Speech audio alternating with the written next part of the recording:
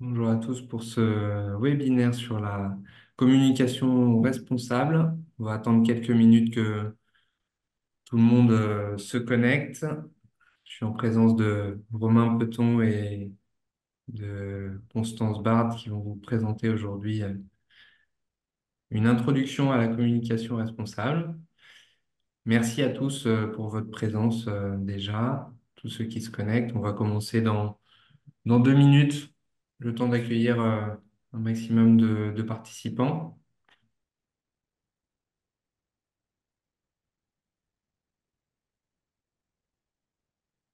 Vous pouvez vous exprimer dans le chat qui est à votre disposition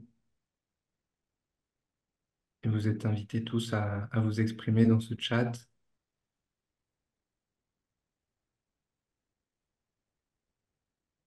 Bonjour Angel, bonjour Radija,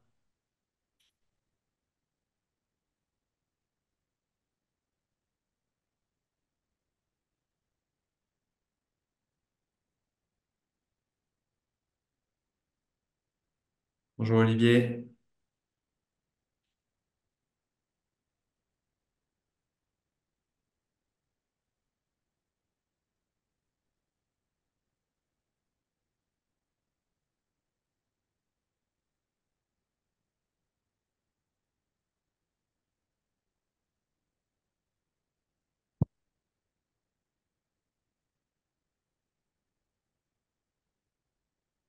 on accueille encore quelques participants et puis on commence dans 1 minute.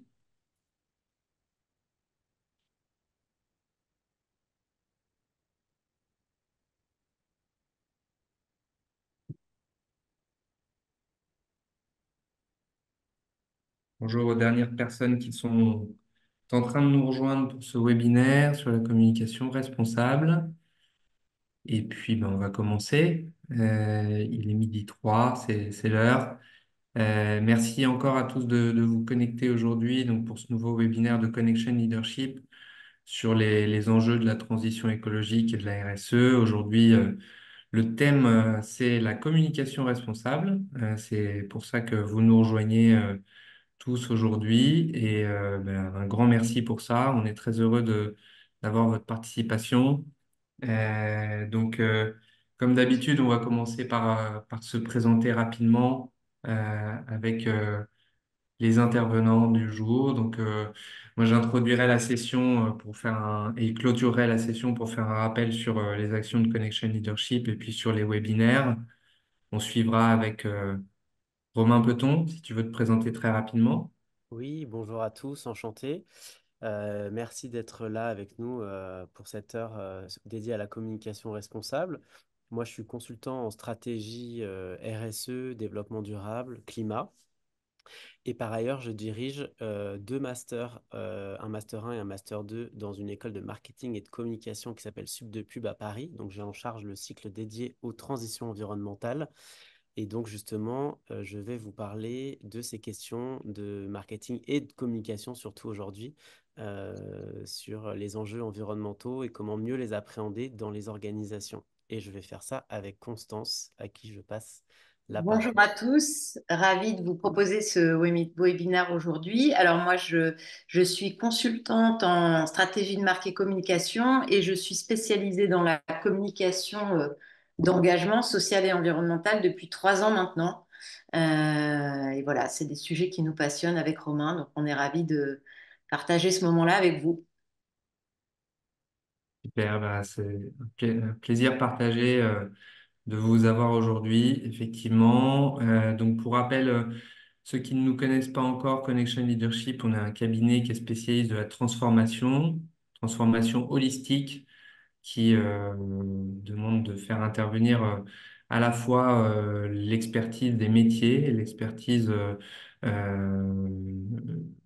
sur sur tous les sujets que l'on a à l'écran. Les RH, on est beaucoup intervenu sur les transformations RH, transformation digitale, et on accompagne la transformation également donc sur les enjeux de RSE depuis quelques années maintenant, qui sont les grands enjeux métiers de transformation, on va dire, et qui sont aussi transverses. Et on parle beaucoup de transition, de transformation holistique, et on est acteur de la transformation holistique, puisque dans tous ces sujets-là, quel que soit le métier ou la discipline touchée, l'enjeu humain est au cœur de la transformation. Euh, donc par l'intervention à la fois de l'expertise des comportements humains et métiers que l'on conduit notre transformation sur ces différents sujets à travers toute la France avec plus de 120 consultants qui sont consultants, souvent coachs, souvent formateurs également euh, pluridisciplinaire. C'est une équipe multiculturelle donc, qui intervient sur toute la France et qui permet d'accompagner des entreprises de toute taille et pour toutes sortes d'enjeux. Euh, sur les enjeux de transition écologique en particulier qui nous intéressent à travers les enjeux. Enfin, c'est ce qui nous intéresse beaucoup aujourd'hui en lien avec la transition, avec la communication responsable, pardon. C'est aussi est un sujet éminemment technique et humain, avec à la fois beaucoup de connaissances qui sont à accumuler pour maîtriser les sujets de transition, et puis encore plus peut-être que sur d'autres sujets, les comportements humains, le fait de sensibiliser les personnes à de nouvelles pratiques est important, et donc ce sujet-là est encore peut-être encore plus que d'autres, un sujet holistique. On travaille sur des transformations qui sont profondes et dans la durée. Et l'enjeu des émotions, comme dans toute transformation, est hyper important comme socle de changement, comme point de départ du changement. Et donc, c'est vraiment pour ça. Et donc, pourquoi un webinaire mensuel? Donc ça, c'est pour replacer les choses dans son contexte. Là, c'est le quatrième aujourd'hui qu'on fait. Eh bien, c'est tout simplement puisque, quel que soit votre niveau de connaissance du sujet, très souvent, on ne sait pas forcément par où commencer cette transition écologique. Euh, on a beaucoup de retours de personnes avec qui on discute, soit des dirigeants d'entreprise, des responsables de département, quelle que soit la taille, hein. Bien souvent, on ne sait pas par où commencer, on ne sait pas à qui s'adresser non plus. Et on a une demande aussi très souvent d'exemples concrets, de savoir voilà, qu'est-ce que des concurrents, qu'est-ce que mon marché met en place pour aller vers la transition écologique? Eh bien, c'est des questions qui nous reviennent très souvent. Et donc, avec ces webinaires, on y apporte une première réponse. Et là, je crois qu'aujourd'hui encore, on a beaucoup d'exemples très concrets à vous fournir. Et je vais laisser la main à Constance sur la présentation pour qu'elle vous partage les enjeux et des exemples concrets avec la communication responsable. Alors, attendez, je me mets en position. Et Euh, le diapo, ouais, hop, super. c'est bien ça, hein. Toc. Ouais, C'est ça y ça. est, on voit. J'espère Je que te ce laisse sera. enchaîner, Romain. Ouais, très bien. Et justement, merci Alexandre pour cette introduction. Effectivement, donc pour vous replacer le contexte, on travaille avec Connection Leadership. On a construit une formation d'une journée qui est dédiée à cette question de la communication responsable. Et donc l'idée de ce webinaire là d'une heure à passer avec vous, c'est qu'on vous présente en fait la trame de cette journée de formation, pourquoi elle est intéressante pour vos équipes et comprendre aussi la complexité des enjeux marketing com croisés avec les questions de durabilité. Donc, ce qu'on vous propose avec Constance, c'est vraiment de plonger en fait ensemble, notamment dans une méthodologie qui s'appelle celle des 6 R, donc, qui est une méthodologie de marketing, hein. Comme on passe des 4 P aux 6 R, ça va être vraiment une des questions qu'on va vous présenter et pouvoir ensemble plonger dedans. pour justement venir exemplariser comment les entreprises font, comment elles prennent le sujet, par quel bout, comment ça peut se mettre en place dans une organisation, comment on arrive à donner de la vision et du souffle à ces sujets, et donc du coup d'embarquer l'humain, redonner du sens au métier. Voilà, donc tous les enjeux évoqués par Alexandre précédemment, ce besoin voilà, de présenter les choses et de mettre l'organisation en avant vont vous être présentés succinctement, mais à nouveau, si jamais vous avez envie de creuser, etc., on vous propose du coup aussi de vivre la formation dans son entièreté. On reviendra là-dessus à la fin du webinaire. Alors pour démarrer, déjà quelques un peu définitions et grands principes. Donc on a construit ces quelques slides là d'introduction avec une présentation de l'ADEME, donc vous connaissez sans doute, qui travaille beaucoup sur les questions d'ailleurs des nouveaux récits, des nouveaux imaginaires et des méthodologies à appliquer dans ces métiers pour transformer en fait les pratiques métiers vers plus de durabilité. Euh, et il y a notamment une présentation d'ailleurs qui est disponible à tous. Donc on vous en a fait un résumé en 3 slides, mais la presse fait plus de 300, donc il y a pas mal de matière. Ça a été développé avec l'ACC d'ailleurs, l'interprofession des agences de communication. Et le contexte, sans revenir évidemment sur le contexte environnemental et social que vous connaissez par cœur et qu'on vit actuellement, et particulièrement aujourd'hui de façon assez criante, euh, la communication, elle est convoquée aujourd'hui dans cette transformation du monde et dans cette vision finalement sociétale, en fait, souhaitable pour le monde de demain. Et donc, le rôle du communicant, il est triple hein, dans ce contexte. Et donc, il va falloir effectivement à la fois former les gens pour qu'ils en prennent compte, les outiller pour qu'ils arrivent à transformer leur métier, et du coup, lancer cette dynamique avec et pour les communicants, les marketeurs. Donc, 3 points qu'on voulait porter à votre connaissance aujourd'hui. La responsabilité du communicant, c'est d'accompagner les marques dans leur transformation. Et donc, il va falloir du coup expliquer aux marques et concevoir les nouveaux modèles économiques en cohérence avec la transition écologique, donc la sobriété, à la fois énergétique, mais aussi de carbone, sur les enjeux de biodive, etc., etc. Donc, tous ces enjeux qu'il est nécessaire de comprendre pour pouvoir y répondre. La question des renoncements aussi, par exemple, qui est très intéressante dans le marketing, et les enjeux plus de com sur le greenwashing, le social washing, les pinkwashing, tous les washing que vous voulez. Ça ne manque pas. Donc, comment on les évite, hein? Il faut savoir que la réglementation est en train de se renforcer sur ces questions. Notamment, l'Union européenne a publié en mars une réglementation dédiée sur le sujet. Donc, on ne va pas forcément, dans ce webinaire, revenir sur cette partie très technique. On le fait dans la formation, mais l'idée là, c'était plutôt de vous donner, vous allez voir, de vous ouvrir les chakras et de vous donner des cas de figure et des best cases de choses intéressantes en lien avec avec ce contexte. Et puis les 2 autres points, je vais accélérer, mais effectivement, c'est d'accompagner les citoyens pour qu'ils comprennent mieux aussi là où on doit aller vers une société plus juste et plus responsable. Donc on peut travailler avec beaucoup de choses là-dessus, mais l'ADEME, je pense que vous avez ça en tête, a notamment fait un travail assez conséquent sur la question des trajectoires 2050.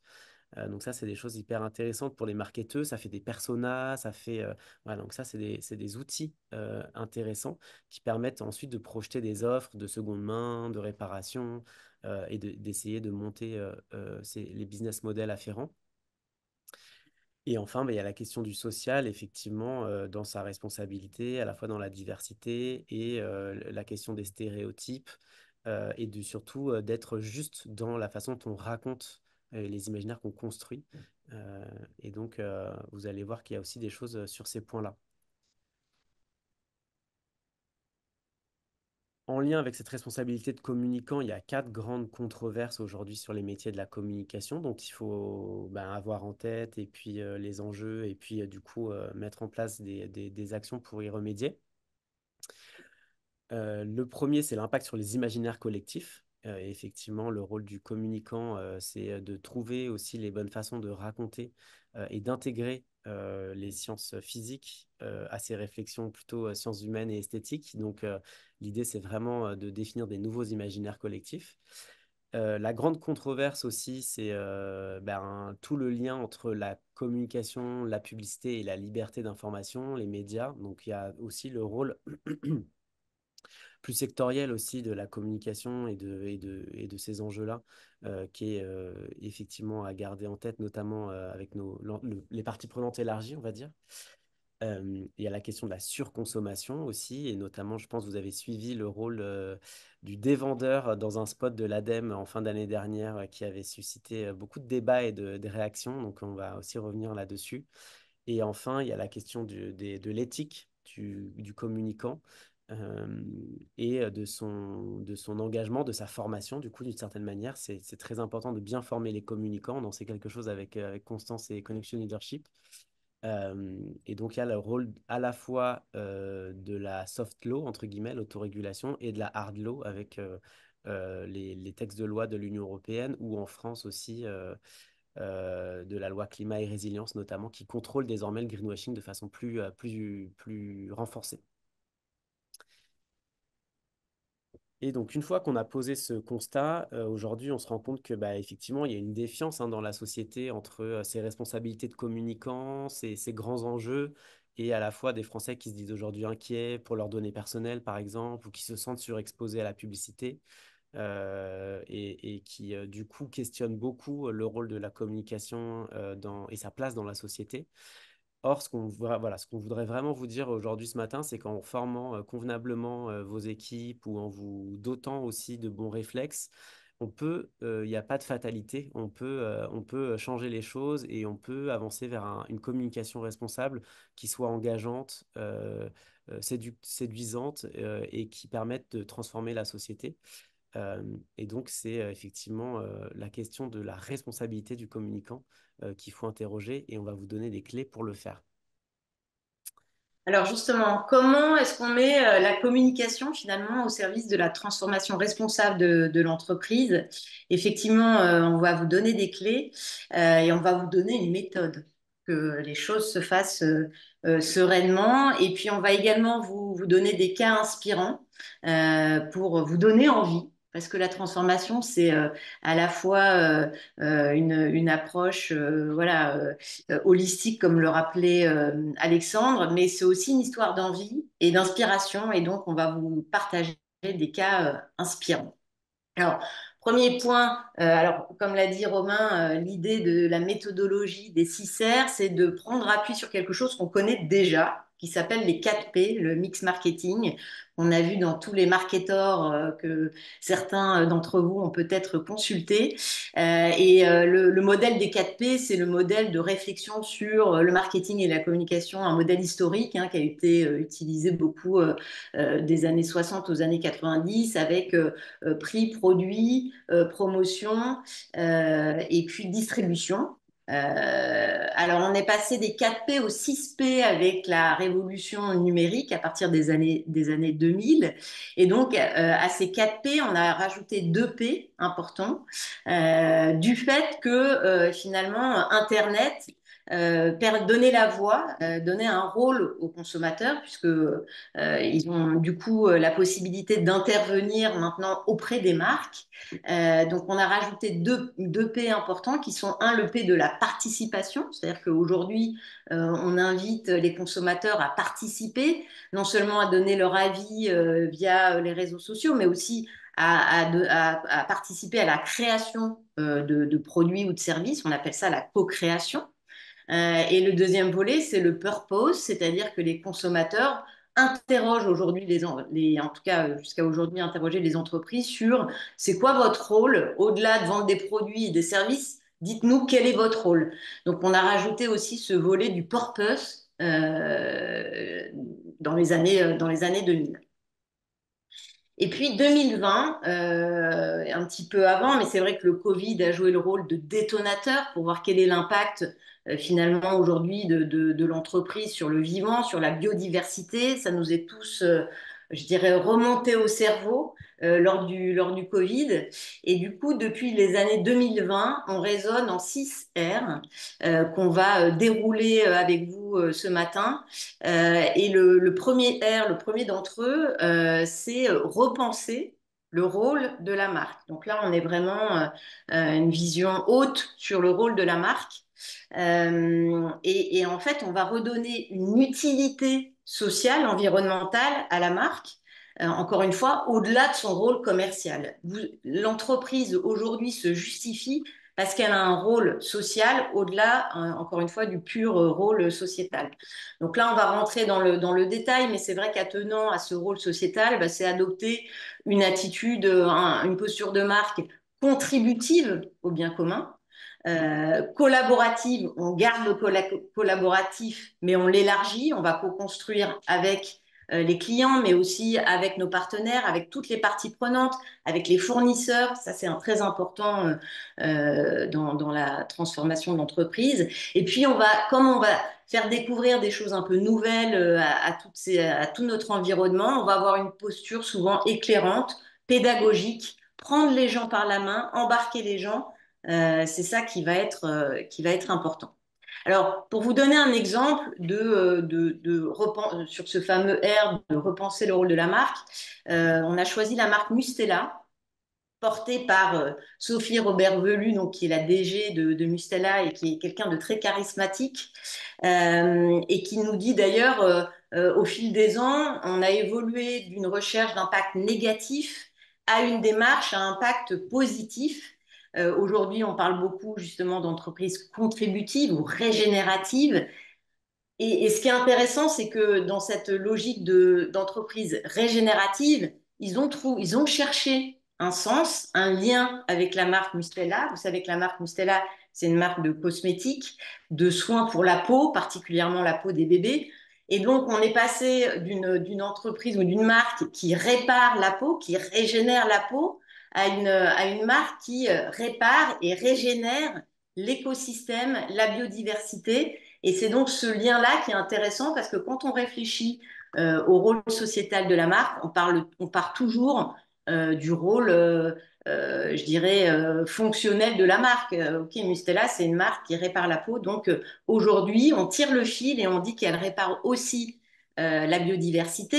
Il y a eu un peu un coup de Trafalgar en 2023 dans le cadre de la CEC, la Convention des entreprises pour le climat.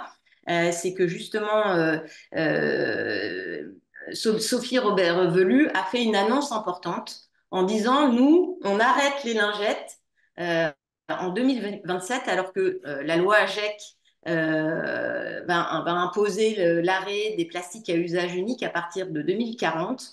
Et donc aujourd'hui, ils prennent position, ils disent aujourd'hui, nous, on renonce aux lingettes qui représentent quand même 20% de leur chiffre d'affaires. Donc c'est un acte qui est très fort de la part de Mustela. Et autour de ça, autour de ce geste fort, ils vont construire des actes comme comment est-ce qu'on encourage nos distributeurs à aller sur le vrac plutôt que de vendre les produits entourés de plastique. Ils vont aussi encourager tous les agriculteurs qui ont des pratiques écologiques. Donc, ils vont vraiment bâtir un système autour de ce chapeau qui est comment la marque Mustela régénère à la fois la peau, mais aujourd'hui aussi les écosystèmes. Donc voilà, on trouvait que c'était un cas intéressant à partager avec vous. Alors, respecter le vivant, je te laisse la parole, Romain. Ouais, avec plaisir. Et donc, du coup, si on déroule les 6 R dans l'ordre, effectivement, le second pilier qu'on voulait éclairer aujourd'hui avec vous, c'était effectivement la question de la réussite de la prise en compte du vivant dans son ensemble. Et donc de sortir de ce fameux carbone tunnel vision où en fait généralement on est un peu concentré sur le climat en oubliant tout un tas de choses, ce qui peut avoir des impacts parfois négatifs, hein. Parfois on essaie de faire mieux, mais le mieux est l'ennemi du bien. Et donc l'idée c'est que cette posture aussi globale, ce temps aussi pour prendre en compte sa complexité, et ben en fait, il passe par des choses comme réaliser une ACV, par exemple, donc une analyse de cycle de vie, hein. C'est un point, c'est un bilan finalement que vous faites sur un produit ou un service qui va prendre en compte le climat, mais aussi d'autres points d'analyse comme l'impact sur la biodiversité ou l'eau, par exemple. Donc ça, c'est des éléments très intéressants en fait à prendre en compte a priori. Et puis voir effectivement dans les politiques achats, notamment la compatibilité avec les matériaux non pétrosourcés, la chaîne de valeur, etc., pour pouvoir rentrer vraiment dans le détail. On peut aussi s'inspirer de l'innovation. L'innovation, elle peut être par exemple autour du biomimétisme. Donc, il y a beaucoup de choses autour de la nature bio-inspirée qui permettent aussi de repenser un peu la façon dont du coup, on utilise les ressources pour vers plus de sobriété. Et il y a les enjeux de la perma-entreprise ou de la perma-économie aussi qui sont très intéressantes. Comment on peut, dans son modèle industriel, par exemple, du coup, faire preuve d'une sobriété forte et ce qui permet du coup de réduire notamment les coûts, de repenser aussi l'offre, etc., etc. Et évidemment, il y a plein de tout un tas d'évaluateurs ou de labels, etc., sur lesquels on peut s'appuyer. Donc, un cas qu'on voulait explorer avec vous et mettre en lumière, c'est celui d'Interface, qui est un industriel aussi, hein, qui fait des dalles du secteur du BTP, qui fait beaucoup de dalles pour le sol notamment. Et eux, très tôt, ils ont compris les enjeux, notamment dans leur secteur, qui est, comme vous le savez aussi, un gros pourvoyeur de gaz à effet de serre, hein, le secteur de la construction et du bâtiment. Et donc, ils ont mis en place en fait toute une stratégie RSE qui a finalement emporté aussi la stratégie marketing et communication autour de cette notion d'aimer le carbone. D'ailleurs, c'est un peu comme ça qu'ils l'ont marketé, à savoir du coup d'aimer la réduction du carbone et de sa compréhension et donc le fait d'agir de façon positive autour de cette question. Et donc, c'est allé assez loin dans les enjeux d'achat et bureaux d'études, jusqu'à concevoir des dalles qui sont finalement qui sont en capacité finalement de capter le carbone dans tout l'ensemble du process industriel, plutôt que d'émettre. Donc, c'est des nouvelles matières. Je vous laisse imaginer pour un industriel que ça représente, c'est assez costaud. Euh, et donc, voilà, l'idée, c'est qu'en tout cas, ça s'est construit autour d'un programme marketing en 4 étapes, qui était donc le fameux vivre à zéro, donc viser la neutralité, intégrer la nature dans l'écosystème industriel, donc pas loin des raisonnements de la perma-entreprise. Euh, et puis repenser les process aussi dans la fabrication et aimer le carbone, le fameux. Donc tout ça, c'était l'idée de redonner aussi un programme RSE qui s'appelait Climate Tech Back, et donc effectivement de redonner, en fait, de mobiliser toutes les parties prenantes et l'écosystème autour de ce projet d'entreprise et de fédérer finalement l'innovation, le marketing, etc., autour de ces nouveaux produits, ces nouveaux services sur le climat. Alors, on a vu un point, je dirais, sur le côté environnemental. Un sujet plus social, plus sociétal, c'est l'enjeu de la rémunération. Aujourd'hui, il y a un vrai enjeu de démontrer qu'on sait rémunérer justement ses collaborateurs, ses fournisseurs, et proposer un prix juste, évidemment, à ses consommateurs. Mais ce sujet de partage de la valeur et de paix sociale, finalement, c'est un sujet de l'entreprise aujourd'hui. Et c'est d'ailleurs une aventure assez intéressante.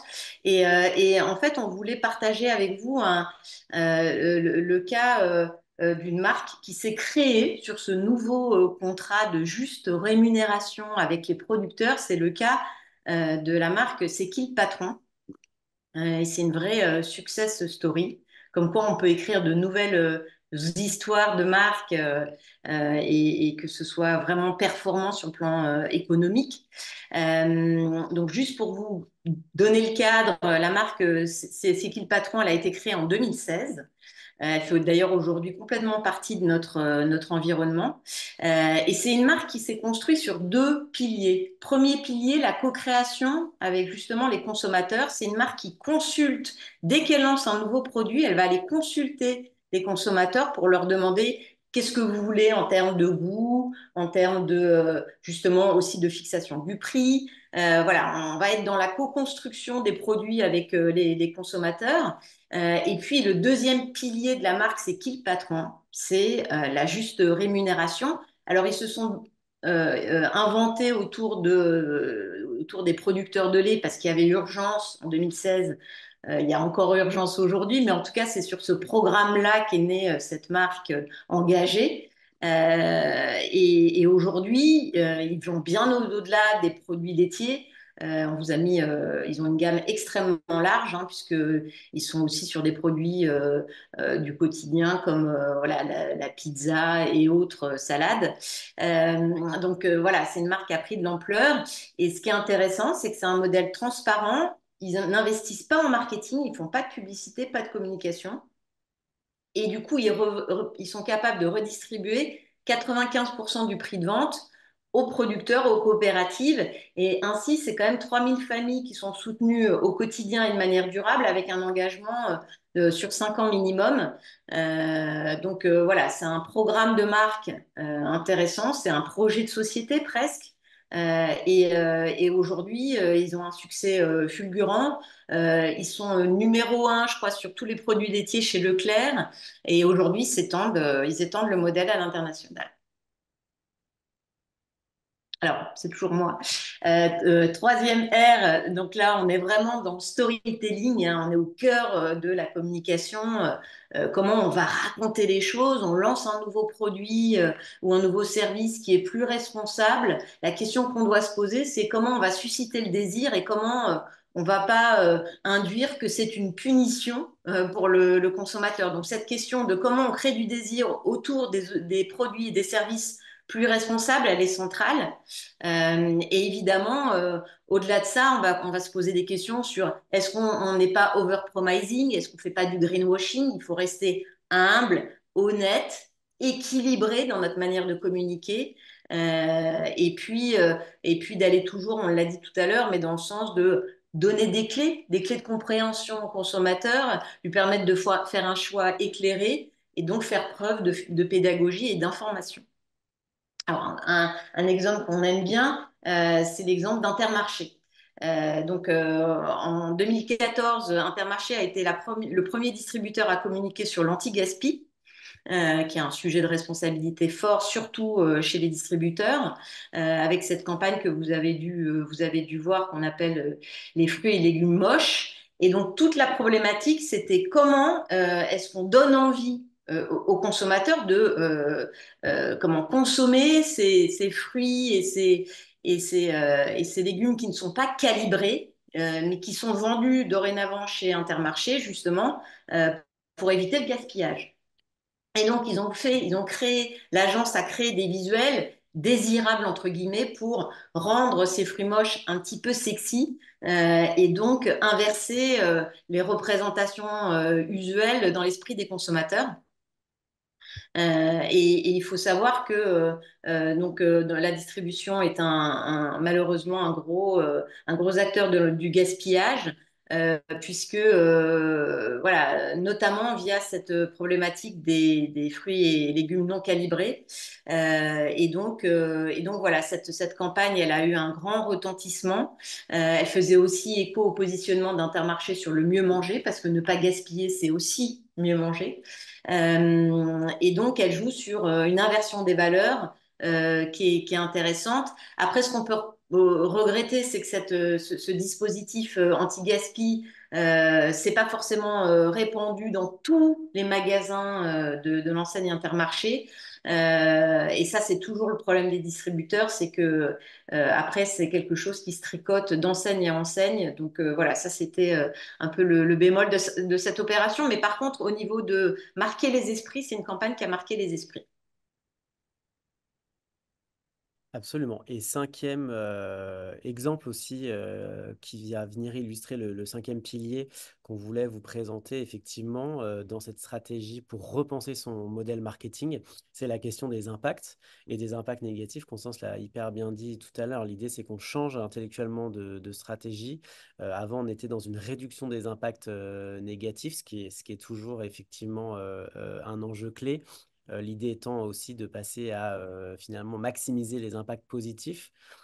Et donc pour ça, il y a effectivement des enjeux, hein, notamment de bien comprendre la question des limites planétaires et des ressources dans l'ensemble de sa chaîne de valeur et de du coup mettre en place effectivement des politiques achats par exemple pour réduire ces fameux impacts, euh, d'être sûr que l'offre produit permette aux consommateurs de mettre en œuvre les 5 R de la consommation aussi, dont vous avez sans doute entendu parler, qui sont déjà de dire de réutiliser, réemployer, redonner, etc., avant d'acheter. Donc, c'est comment nous, on peut se prendre dans cette logique pour être certain que, effectivement, on a du coup la marque qui vient soutenir cette approche intellectuelle.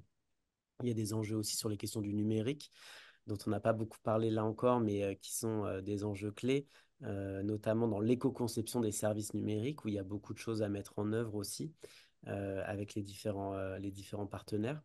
Et donc, l'exemple qu'on voulait vous présenter ce matin sur cette question de réduire les impacts, c'est justement un cas d'une entreprise qui s'appelle Pocheco, qui est une entreprise française du nord de la France et qui fabriquait des enveloppes, enfin qui fabrique toujours d'ailleurs des enveloppes papier depuis le 19e siècle. Et puis, du coup, comment dire, un peu confronté à l'arrivée du digital, évidemment, et encore aujourd'hui des enjeux environnementaux, s'est posé beaucoup de questions avec une équipe dirigeante assez visionnaire sur la question de finalement comment regagner les parts de marché perdues par l'abandon du courrier, etc. Et l'option n'a pas été de trouver des matières premières moins chères, d'importer ou d'externaliser, etc. Mais une voie assez singulière a été de travailler à la réduction de l'ensemble des coûts fixes de l'entreprise en eau, énergie, etc. Et donc de travailler sur un modèle de perma-entreprise où finalement on réduit au plus sobre et au plus simple le fonctionnement de l'entreprise pour lui permettre de délivrer la valeur permise et souhaitée. Et en même temps, du coup, est née une vraie expertise sur cette question de comment faire fabriquer des enveloppes et comment faire fonctionner une usine et une industrie dans cette philosophie à tel point qu'aujourd'hui, une deuxième activité de l'entreprise est née et elle fait du conseil pour les acteurs industriels pour développer justement cette approche de perma-entreprise sur les lieux de production qui intègre à la fois les enjeux climat, biodiversité, énergie, eau, etc., etc.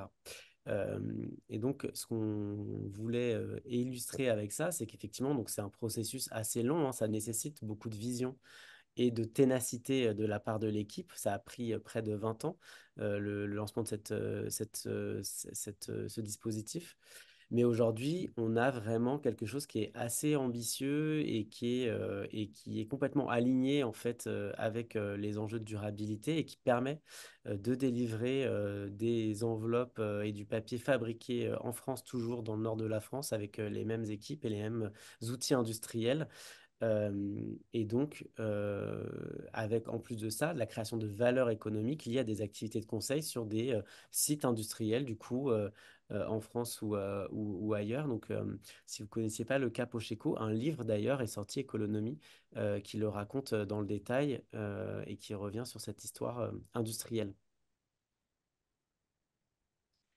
Alors, je rebondis sur ce que dit Romain, parce que je crois qu'avec Romain, on est convaincu que la nécessaire transformation de l'entreprise va nous rendre créatifs.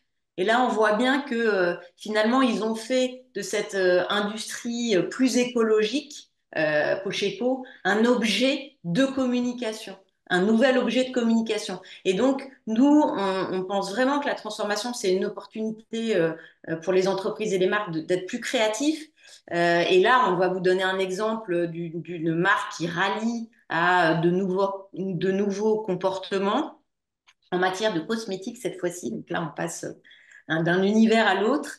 Et puis finalement, cette marque Lush, qui est à l'origine une marque, on va dire, clean cosmétique, hein, qui produit des produits, enfin, oui, des produits cosmétiques de manière beaucoup plus responsable, avec l'idée de produits faits à la main, cruelty free, donc pas de test sur les animaux, 100% vegan, que des fruits, des légumes biologiques. Déjà, il y a ce côté recetté dans ces produits cosmétiques qui était vraiment original à l'origine de cette marque anglaise.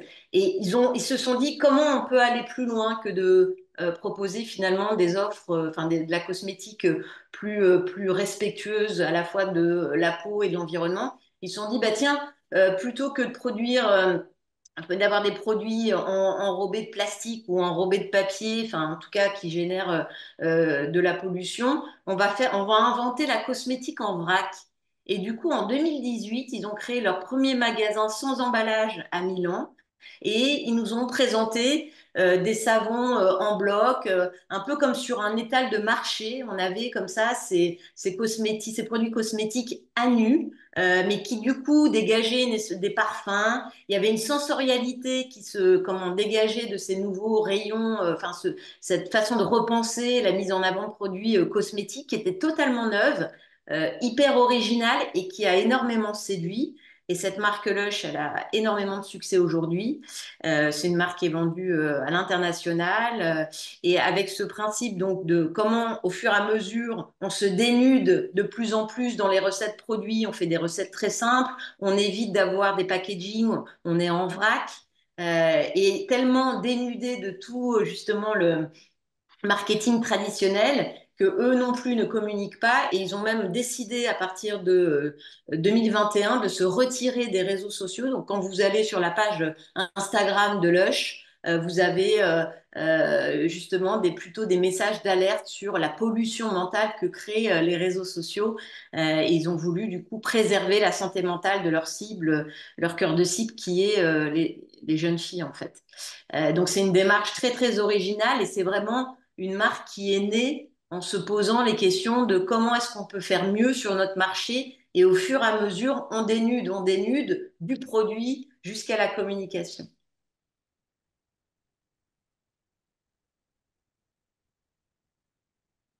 Je reprends la main où tu Ouais, vas-y Romain. allais.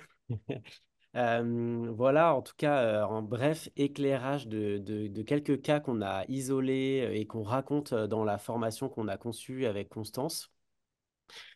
Et donc, eh ben, effectivement, l'idée qu'on a avec ça derrière la tête, c'est justement de partager ces cas avec vous et vos équipes évidemment de plonger dedans, de faire des exercices ensemble pour imaginer aussi et innover ensemble sur vos différentes offres de produits et de services, pour voir comment on peut travailler sur cette question des 6 R avec vous, quel plan d'action ça nécessite de mettre en œuvre, avec quelles expertises, etc. Et l'idée étant effectivement de faire évoluer finalement aussi et de trouver un axe de différenciation, de création de valeur économique pour vos marques et vos entreprises. Donc effectivement, il y a une partie de présentation beaucoup plus complète, hein. Il y a plus de cas, il y a aussi des temps d'échange, de réponses et d'émotionnel, parce qu'avec Constance, on travaille beaucoup sur les émotions dans la communication.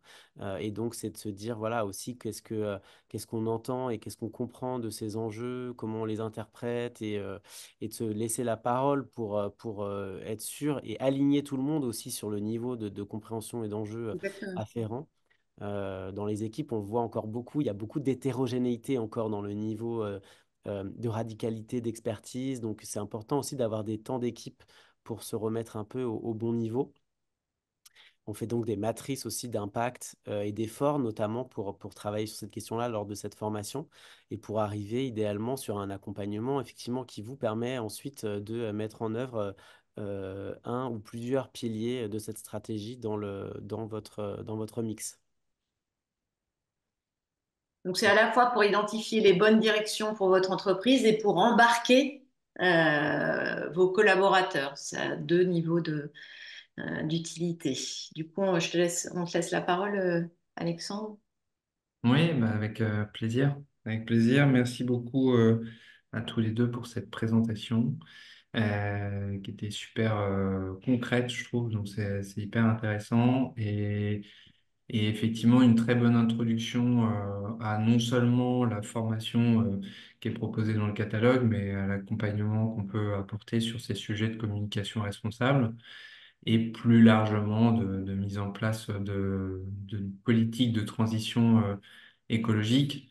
Donc, si je reprends la main sur la présentation, j'ai encore deux, trois slides. Ouais, attends, pardon. J'encourage aussi à chacun à poser des questions ou à intervenir dans le chat tant qu'on est encore en ligne. On sera évidemment ravis de répondre à des questions qui ont pu être ouvertes et qui ont pu être ouvertes par tout ce que l'on a pu suivre ensemble sur les 4P, les 6R et puis sur la démarche.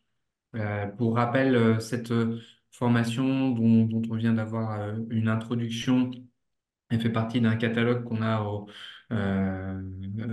mis au catalogue de l'OPCO2I, donc un catalogue d'environ 45 formations, qui sont des formations tout public, à la fois pour les directions, le management, les salariés, pour des personnes qui peuvent devenir référentes de la transition écologique ou référentes d'un sujet en lien avec cette transition.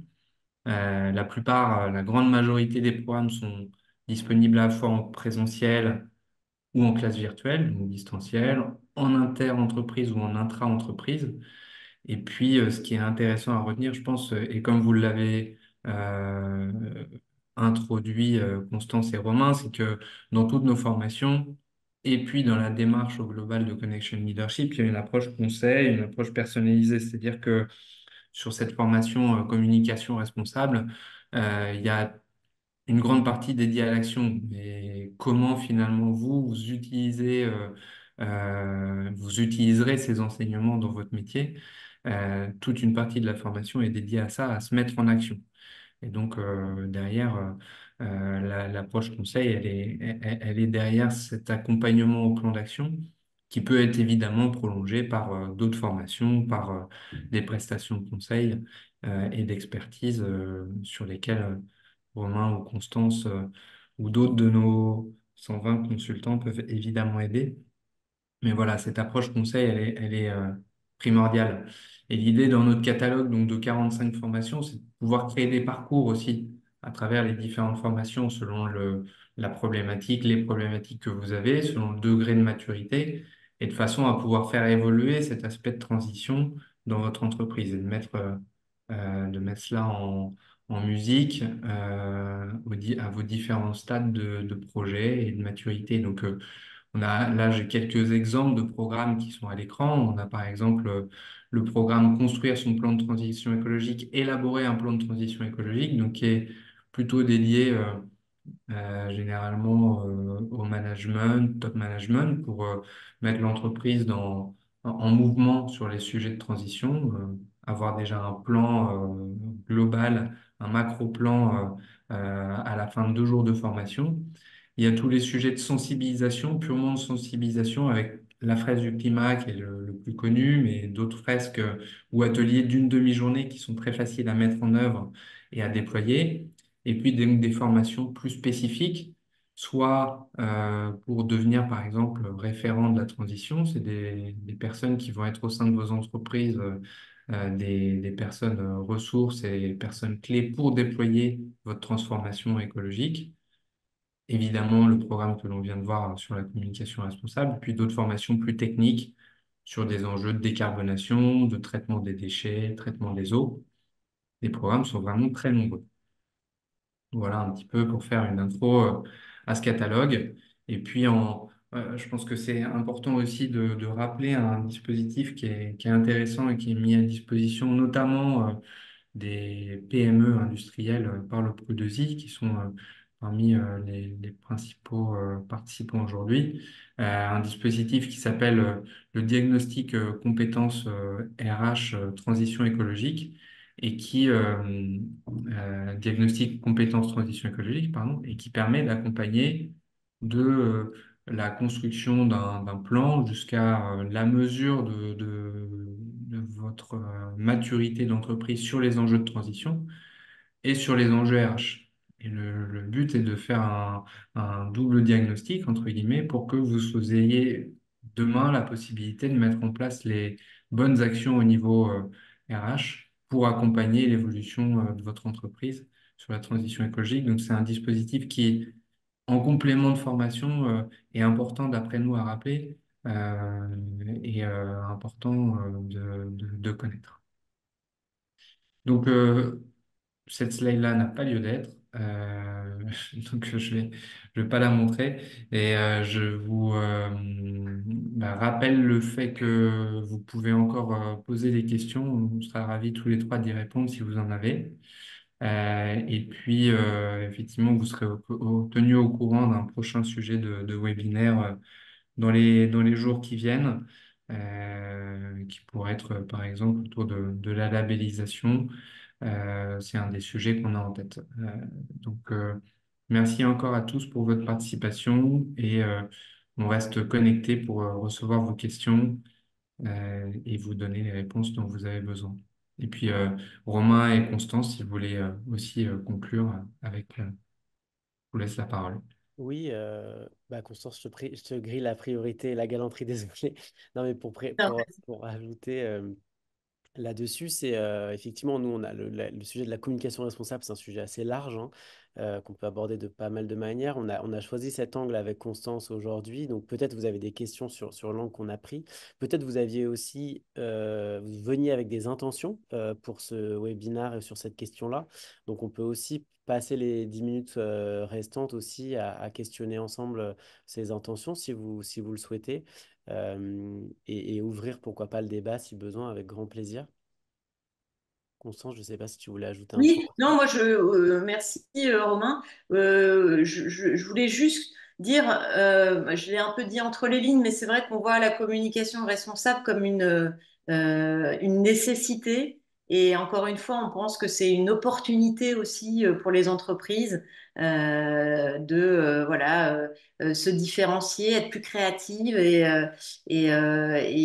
finalement être aussi plus convaincante. Donc voilà, on pense que c'est un gros chantier qui est très excitant à mener pour les entreprises et on vous invite à tous à y réfléchir et à nous rejoindre pour la formation si vous le souhaitez. En tout cas, ce qui est sûr, c'est que les enjeux de la communication sont vraiment à réinterroger à l'aune des urgences environnementales et sociales. Donc, c'est vrai qu'il y a des nouvelles façons de faire et qu'il faut vraiment former et Ouais. passer du temps avec ses équipes pour réaligner tout le monde. Il y a des formations, celles de Connection Leadership, qui sont vraiment intéressantes pour ça. On a vu rapidement sur la slide les questions de fresques, aussi du climat, par exemple, ou autres, hein, parce qu'il existe plus d'une centaine de fresques désormais. Donc, j'imagine que vous en avez déjà fait une ou deux, mais il y en a exactement un certain nombre désormais. Et je vois qu'il y a une question de Katia d'ailleurs. Comment intégrer ces enjeux à un séminaire d'entreprise, par exemple? Ça, c'est un sujet qu'on fait énormément, effectivement, d'intégrer ces questions-là sur des moments type séminaire. Ça fonctionne extrêmement bien. Souvent, on cherche des thématiques au séminaire pour réussir à embarquer ses dirigeants ou ses équipes. Et donc, on peut, en amont, co-concevoir une journée de séminaire en intégrant justement un temps autour des questions climat, environnement et autres, ou d'ailleurs marketing com aussi Mm. pour présenter justement des nouvelles façons de faire et mettre en dynamique l'équipe du séminaire avec des matrices, par exemple, d'action, des plans d'action qui permettent effectivement derrière de mettre en mouvement et de donner envie du changement, hein. L'idée, c'est que nous, les séminaires, on les monte souvent sur le principe de l'andragogie, qui n'est pas la pédagogie, parce que la pédagogie, c'est ce qu'on fait pour, notamment, ça passe beaucoup par la répétition, et l'andragogie, c'est toute la pédagogie, enfin, c'est toute la question de la transmission autour de vivre des expériences et la mise en situation. Donc ça passe par un triptyque notamment qui est je comprends l'enjeu, je me sens en capacité d'y répondre et j'ai envie d'y aller. Donc c'est souvent comme ça qu'on peut créer un séminaire d'entreprise, c'est avec ce triptyque, de donner l'ensemble des clés pour créer de la dynamique dans les organisations et les équipes. Je sais pas si ça répond à la question de Et puis Katia. c'est vrai que là, on vous a donné le fil conducteur des 6 R et quand on est dans une journée de formation, chaque groupe, on fait des petits groupes comme ça et chaque groupe finalement réfléchit aussi sert pour avoir une vision globale.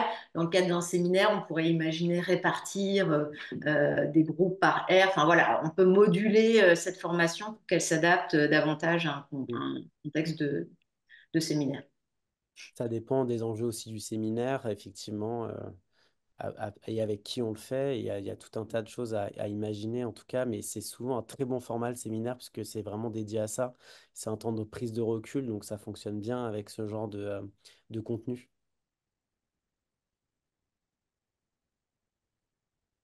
Top, Katia l'a validé. Mhm. Euh, je ne sais pas si vous aviez d'autres questions ou intentions autour de la communication Ouais, je responsable. pense que l'idée de creuser les intentions, c'est une bonne idée. Est-ce que parmi les participants, certaines personnes ont envie de partager pourquoi ils participaient aujourd'hui, quelle était leur recherche en particulier, et est-ce que ça a pu apporter des réponses?